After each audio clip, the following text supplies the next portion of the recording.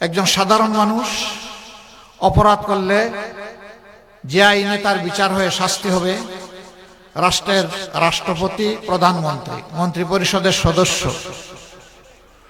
তারাও যদি সেই অপরাধ করেন, ইনশাআল্লাহ আইন এবং বিচার কাউকে ছাড় দিয়ে কথা বলবে না।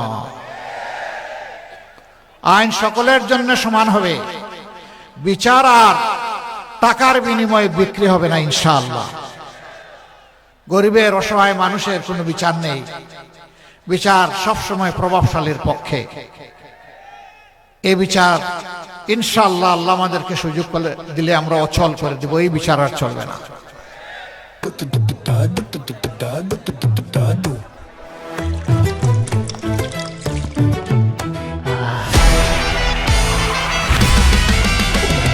আজকে সন্ধ্যা দিবা সোনা গুনিয়া গুনিয়া রে, আজকে সন্ধ্যা দিবা সোনা গুনিয়া গুনিয়া রে, আজকে সন্ধ্যা দিবা সোনা গুনিয়া গুনিয়া রে, আজকে সন্ধ্যা দিবা সোনা গুনিয়া গুনিয়া, আজকে সন্ধ্যা দিবা সোনা গুনিয়া গুনিয়া।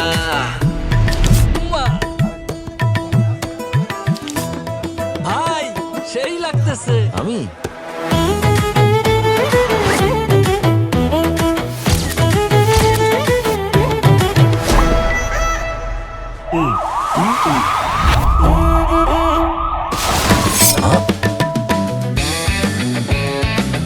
অনেক তো হলো, এখন থেকে চাঁদাবাজি কিংবা যে কোনো অন্যায় দেখলে সাথে সাথে ছবি, ভিডিও, ভয়েস কিংবা টেক্সটের মাধ্যমে পাহারাদার অ্যাপে জানিয়ে দিন।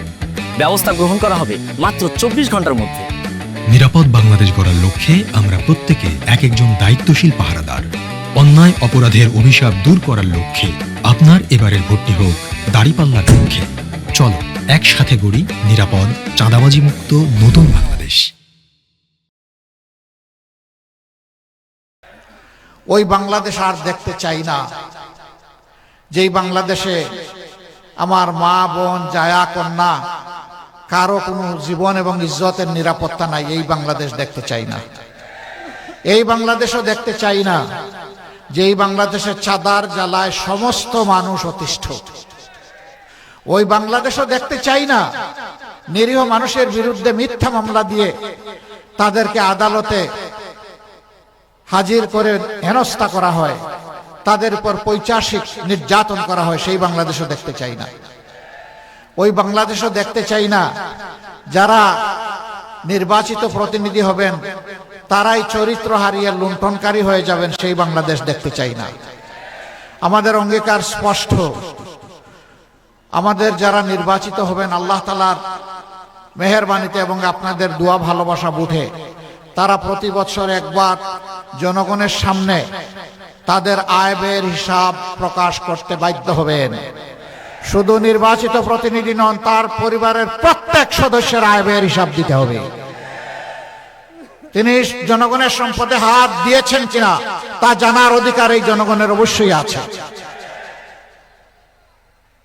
আমরা ইতিমধ্যে ঘোষণা করেছি, আমরা কিছু বিষয় আছে এইগুলা বৈধ হলে ওই সুযোগগুলা রাষ্ট্রের পক্ষ থেকে আমরা নেব না।